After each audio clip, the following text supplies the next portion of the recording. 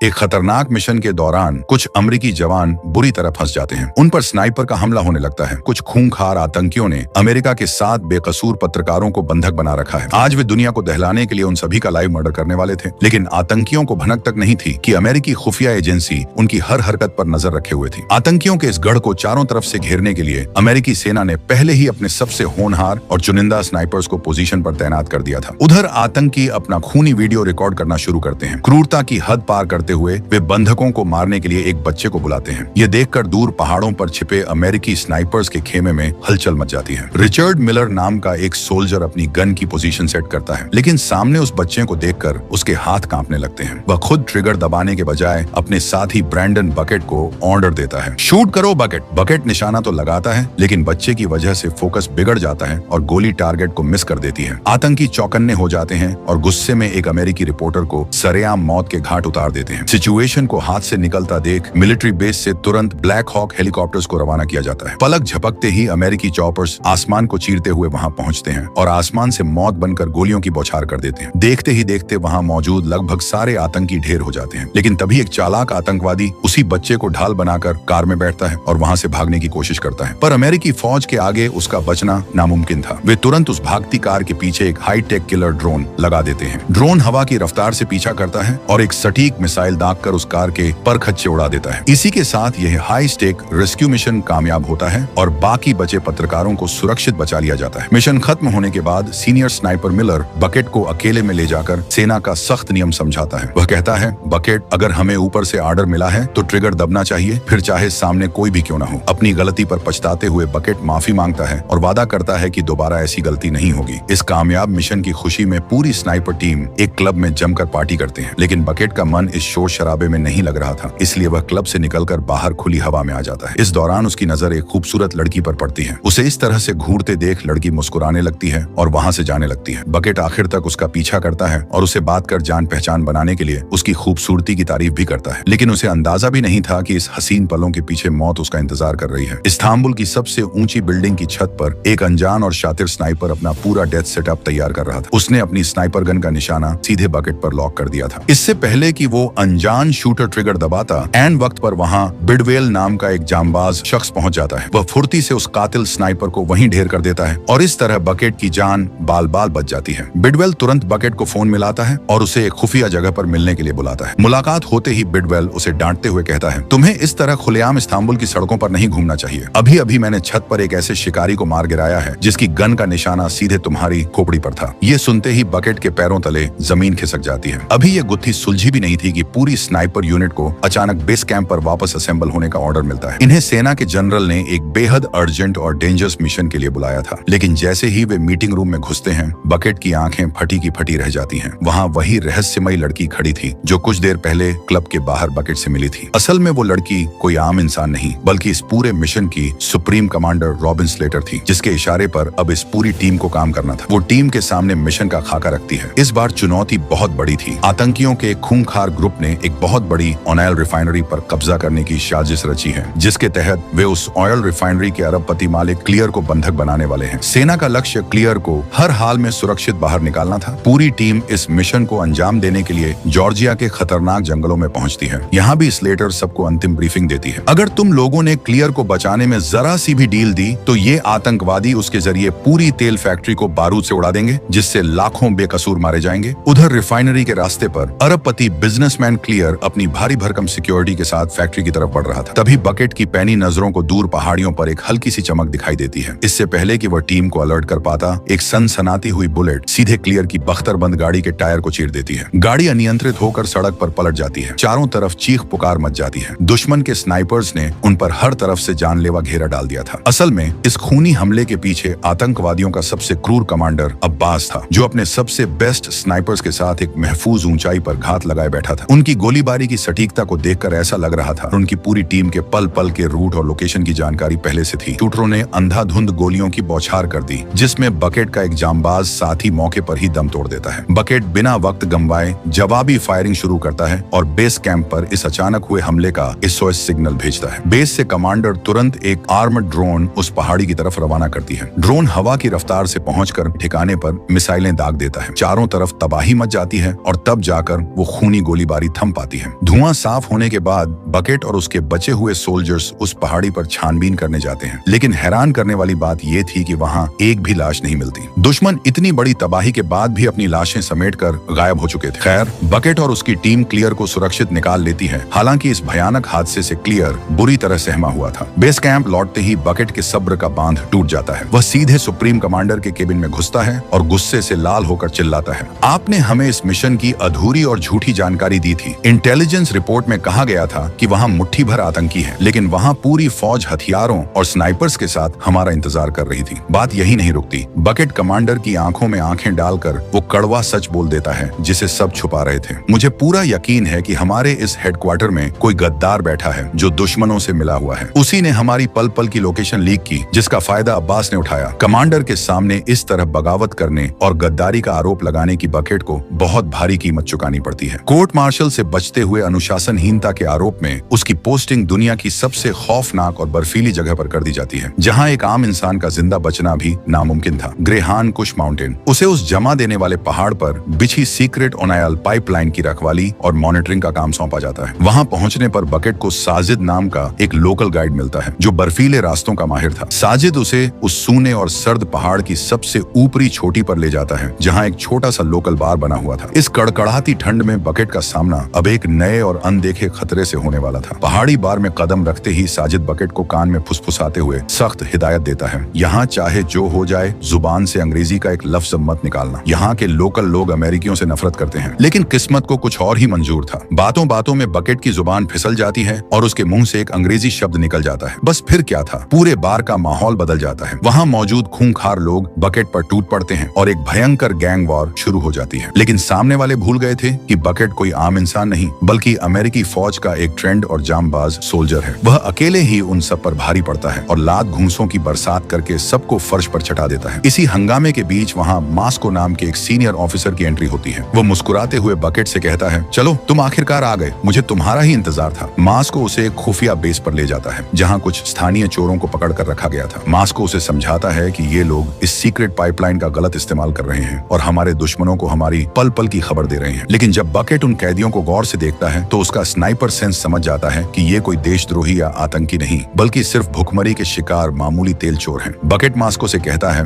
इन्हें जान से मारना नाइंसाफी होगी, इन्हें सिर्फ जेल में डाल देना काफी है। इसके बाद बकेट उन्हें एक पुराने बंकर की तरफ ले जाता है। वहाँ उन्हें एक सहमी हुई लोकल औरत मिलती है जिसके हाथ में बंदूक थी। जैसे ही उसकी नजर बकेट की वर्दी और गन पर पड़ती है, उसकी आंखों में जिंदगी की भीख और मदद की गुहार साफ दिखाई देती है। लेकिन इससे पहले कि बकेट कुछ समझ पाता, बंकर के अंधेरे से एक आतंकी निकलकर बकेट पर अंधाधुंध फायरिंग शुरू कर देता है। जवाबी कार्रवाई में बकेट की बैकअप टीम उस आतंकी के साथ साथ उस औरत को भी गोलियों से भून देती है। अपनी आंखों के सामने एक औरत की लाश देखकर बकेट का दिल बैठ जाता है। उसे यह क्रूरता बिल्कुल पसंद नहीं आती, क्योंकि उसका एक अटूट वसूल था। वह अपनी जिंदगी में कभी भी औरतों और बच्चों पर ट्रिगर नहीं दबाएगा। सीरिया में भी इसी वसूल की वजह से उसका निशाना चूका था और आज वह सजा के तौर पर इस बर्फीले पहाड़ पर था। ये सुनकर मास्को की आंखें पत्थर आ जाती हैं। वह एक ठंडी सांस लेता है और अपने अतीत का वो खौफनाक पन्ना खोलता है जिसे सुनकर बकेट के रोंगटे खड़े हो जाते हैं। मास्को कहता है, बकेट, तुम्हारी ही तरह मेरा भी एक वसूल था। सालों पहले एक मिशन के दौरान मैं स्नाइपर पोजीशन पर तैनात था और मेरे ऊपर पूरे मिलिट्री बेस की सुरक्षा की जिम्मेदारी थी। तभी दूरबीन से मैंने एक छोटी बच्ची को बेस की तरफ आते देखा। उसने अपनी जैकेट के अंदर कुछ छुपा रखा था। मुझे लगा शायद कोई भूखी बच्ची है, खाने का सामान छुपा कर ला रही होगी ताकि कोई छीन न ले। मैंने अपने वसूल के आगे घुटने टेक दिए और उस पर गोली नहीं चलाई। लेकिन यही मेरी जिंदगी की सबसे भयानक भूल साबित हुई। मास्को का गला रूंध जाता है। वह आगे कहता है, उस मासूम बच्ची के जिस्म पर खाना नहीं बल्कि एक आत्मघाती सुसाइड बॉम्ब बंधा हुआ था। वह हंसते हुए बेस के अंदर घुसी और उसने खुद को उड़ा दिया। उस एक चूक की वजह से मैंने अपने 300 जांबाज साथियों को अपनी आंखों के सामने दम तोड़ते देखा। सच है कि उस बच्ची को मोहरा बनाया गया था, लेकिन अगर मैंने उस दिन अपना वसूल छोड़कर ट्रिगर दबा दिया होता तो आज मेरे वो 300 भाई जिंदा होते। बकेट, ये बात हमेशा याद रखना, हमारी उंगली पर लाखों बेकसूरों की जिंदगी की जिम्मेदारी होती है। जंग के मैदान में सिर्फ मिशन मायने रखता है, जज्बात नहीं। मास्को की बातों ने बकेट के सोचने का नजरिया पूरी तरह बदल दिया था। तभी अचानक उसके सैटेलाइट फोन की घंटी बजती है। दूसरी तरफ उसका पुराना साथी मिलर था। मिलर की आवाज में एक अजीब सी हड़बड़ाहट थी। वह कहता है, बकेट, एक बहुत बड़ा अपडेट है। रिफाइनरी वाले मिशन में तुमने पहाड़ी पर जिस आतंकी को ढेर किया था वह असल में मोस्ट वांटेड टेररिस्ट अब्बास का सगा कजिन था। और सबसे बड़ी खबर यह है कि अब्बास अभी भी जिंदा है। वह अपने कजिन की मौत का बदला लेने के लिए तड़प रहा है। हेडक्वार्टर ने इस सीक्रेट ऑन ऑपरेशन को दोबारा एक्टिव कर दिया है और तुम्हारे लिए सीधे ऊपर से अंडर आया है। रणनीति के तहत बकेट और उसकी टीम अब्बास के संभावित ठिकाने की तरफ बढ़ती है और उस पूरे इलाके के चारों तरफ हाई इंटेंसिटी लैंडमाइंस और बारूद का एक ऐसा चक्रव्यूह बिछा देती है जिससे परिंदा भी पर न मार सके। तभी दूरबीन से उन्हें कुछ ही दूरी पर एक सुनसान कॉटेज दिखाई देता है। यह अब्बास और उसके खूंखार लड़ाकों का आखिरी गढ़ था जहां उन्होंने कुछ अमेरिकी सोल्जर्स को बंधक बना रखा था। बकेट और उसकी टीम अपनी अपनी स्नाइपर पोजीशन लॉक करती है और दबे पांव कॉटेज की तरफ बढ़ने लगती है, लेकिन दुश्मन भी पूरी तैयारी के साथ घात लगाए बैठे थे। अचानक दोनों तरफ से भीषण गोलीबारी शुरू हो जाती है। आतंकियों की संख्या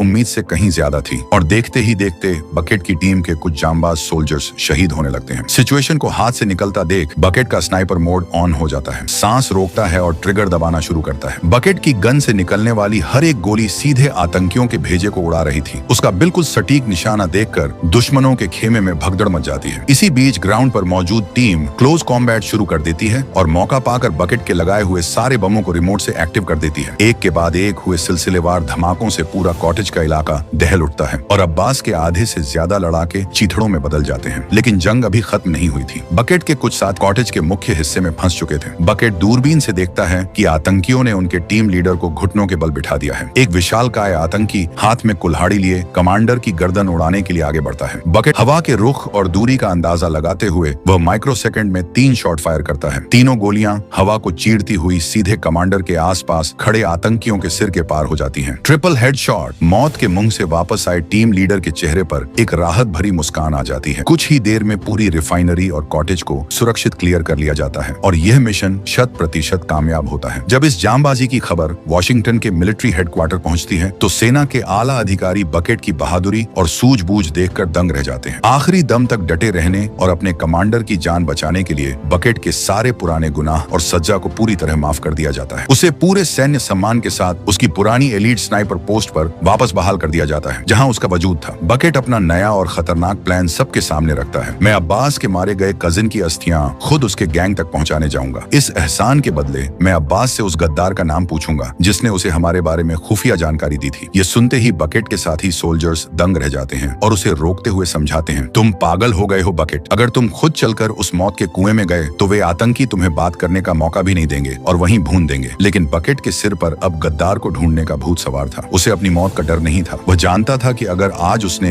यह बड़ा कदम नहीं उठाया तो उस गद्दार का चेहरा कभी सामने नहीं आ पाएगा। अपने फैसले पर अड़े रहकर बकेट अब्बास के कजिन की अस्थियों का बॉक्स उठाता है और निकल पड़ता है। इस खतरनाक सफर पर उसके साथ उसका एक भरोसेमंद साथी भी था जिसे आतंकियों की लोकल भाषा का पूरा ज्ञान था। कड़े और पथरीले रास्तों को पार करते हुए आखिरकार दोनों दुश्मन के उस खुफिया इलाके में पहुंच जाते हैं जहां अब्बास का एक सबसे खास कमांडर अपनी बंदूकों के साथ मुस्तैद था। बकेट बिना डरे आगे बढ़ता है और बड़े सम्मान के साथ अस्थियों का बॉक्स उसके हवाले कर देता है। बॉक्स सौंपने के बाद बकेट सीधे मुद्दे पर आता है और पूछता है, तुम्हें रिफाइनरी वाले मिशन के दौरान हमारी सीक्रेट लोकेशंस किसने लीक की थी? ये सवाल सुनते ही वो आतंकी कमांडर गुस्से से पागल हो जाता है। वह गन तानते हुए चिल्लाता है, हमने कभी किसी अमेरिकी गद्दार से मदद नहीं मांगी है और न ही हमें तुम्हारी किसी भीख की जरूरत है। उधर मिलिट्री बेस के कंट्रोल रूम में बैठे जनरल सैटेलाइट कैमरों से इस पूरी हलचल को लाइव देख रहे थे। स्क्रीन पर आतंकियों के गुस्से और तनी हुई बंदूकों को देखकर जनरल भांप जाते हैं कि बकेट और उसके साथी की जान इस वक्त बेहद गहरे खतरे में है। बिना एक सेकंड गंवाए जनरल तुरंत किलर ड्रोन को मिसाइल फायर करने का सख्त ऑर्डर दे देते हैं। उधर पहाड़ी पर वह आतंकी कमांडर बकेट की आंखों में आंखें डालकर आखिरी चेतावनी देता है, अस्थियां वापस लाने की वजह से आज मैं तुम्हें जिंदा छोड़ रहा हूँ, लेकिन याद रखना अगर दोबारा हमारे रास्ते में आए तो सबसे पहले तुम्हारी खोपड़ी उड़ेगी। तभी आसमान को चीरती हुई ड्रोन की एक विनाशकारी मिसाइल सीधे उस पहाड़ी पर आकर गिरती है। एक भयंकर धमाका होता है। बकेट और उसकी किस्मत अच्छी थी कि वे समय रहते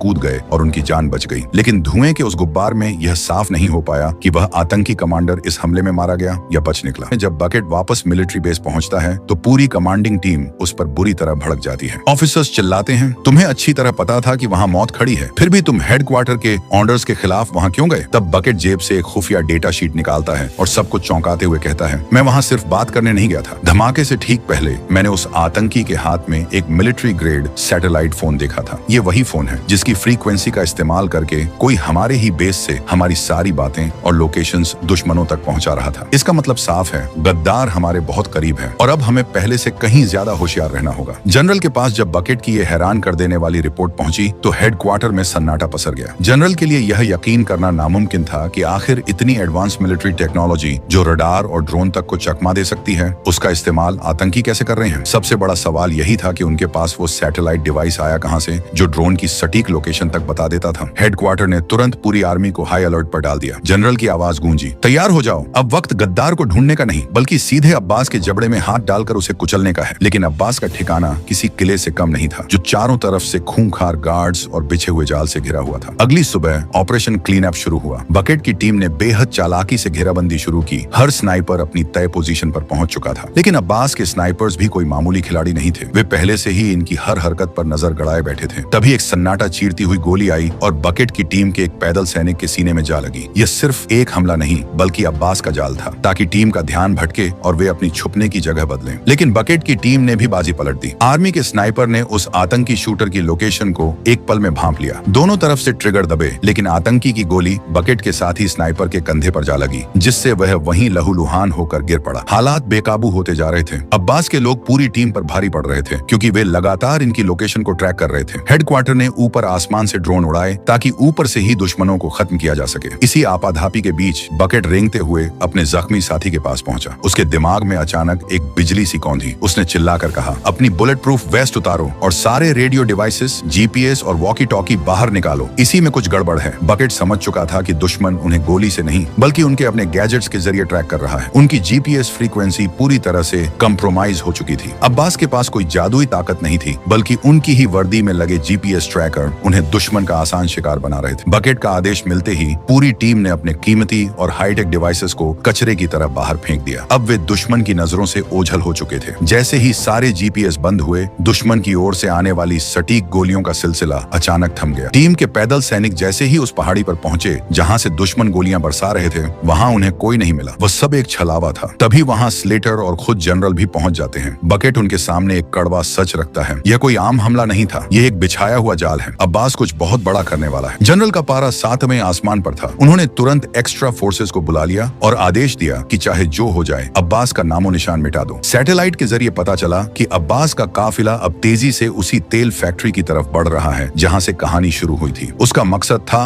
पूरे हेडक्वार्टर को अपने कब्जे में लेना। अब्बास की फौज ने फैक्ट्री पहुंचते ही कत्लेआम शुरू कर दिया। वहां तैनात गार्ड्स को मौत के घाट उतार दिया गया। हालात इतने बिगड़ चुके थे कि जनरल और खुद स्लेटर की जान भी अब सीधे निशाने पर थी। तभी बकेट और मिलर एक फरिश्ते की तरह वहां पहुंचते हैं। वे फैक्ट्री से थोड़ी दूरी पर अपनी स्नाइपर पोजीशन लेते हैं। बकेट की एक एक गोली सीधे आतंकियों के सीने में जाकर लग रही थी। तभी मिलर को एक तरकीब सूझती है। बकेट, मैं उन्हें तेज रोशनी से अंधा करता हूँ, तुम उस ऑपरेटर को उड़ाओ जो सैटेलाइट को कंट्रोल कर रहा है। लेकिन अब्बास का स्नाइपर भी कोई मामूली खिलाड़ी नहीं था। उसने बकेट की आहट पाली थी। उसने बकेट की ओर एम किया लेकिन गोली बकेट के बजाय उसके बगल में खड़े एक साथी को जा लगी। बकेट का खून खौल उठा। वह उस स्नाइपर को ढूंढने लगा। तभी उसकी गन की हल्की सी फ्लैश चमक बकेट को दिखाई दी। बकेट ने बिना पलक झपकाए ट्रिगर दबाया। गोली सीधे उस स्नाइपर के गले को चीरती हुई निकल गई। स्नाइपर के मरते ही अब्बास के खेमे में भगदड़ मच गई। बाकी बचे आतंकी अपनी जान बचाकर वहां से भाग खड़े हुए। बकेट की जांबाजी ने न केवल उस तेल रिफाइनरी को बचाया बल्कि जनरल और स्लेटर की जान भी बचा ली। कुछ दिनों बाद पूरी टीम इस्तांबुल में एक बार फिर इकट्ठा होती है। जनरल बकेट के पास आते हैं और हाथ मिलाते हुए कहते हैं, तुमने साबित कर दिया कि तुम हमारी सबसे बड़ी ताकत हो। हमें आगे भी तुम्हारी जरूरत पड़ेगी, तैयार रहना। इसके बाद बकेट स्लेटर के पास जाता है। स्लेटर शर्मिंदगी के साथ बकेट से माफ, बकेट, जीपीएस वाली तुम्हारी बात सही थी। अगर मैंने तब तुम्हारी बात मान ली होती तो शायद हम अपने बहुत से साथियों को बचा सकते थे। बकेट बस एक छोटी सी मुस्कान देता है। उस जांबाज स्नाइपर ने अपनी काबिलियत साबित कर दी थी और इसी के साथ यह खूनी खेल हमेशा के लिए खत्म हो जाता है। तो दोस्तों, बकेट का वो आखिरी ट्रिपल हेडशॉट आपको कैसा लगा? और क्या आपको भी लगता है कि स्लेटर की वो एक गलती सच में सिर्फ एक लापरवाही थी या कहानी में कोई और भी बड़ा राज छुपा हुआ है? अपनी राय नीचे कमेंट बॉक्स में जरूर ड्रॉप करना। स्क्रीन पर दिख रही अगली थ्रिलर कहानी पर क्लिक करो। मैं आपसे वहीं मिलता हूँ।